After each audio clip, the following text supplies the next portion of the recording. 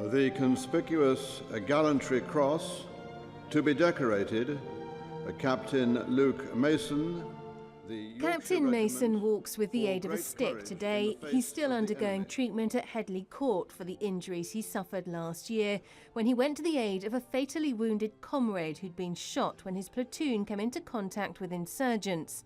Captain Mason was shot several times, including twice in the head, as he tried to get his men out of danger.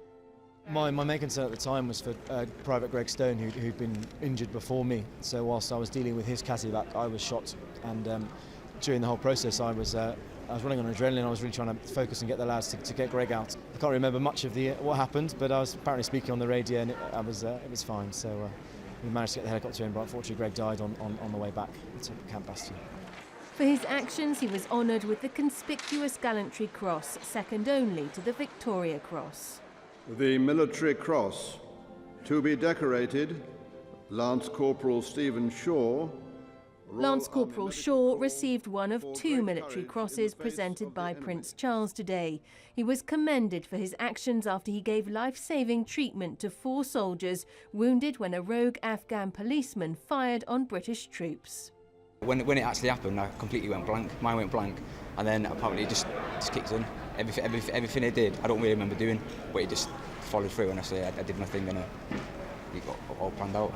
The Royal Red Cross, to be a member. Lieutenant Colonel Andrea Lewis was recognised for her work heading up the field hospital at Camp Bastion last summer on Op Herrick 16. She was in charge at the time a servicewoman gave birth to a baby boy.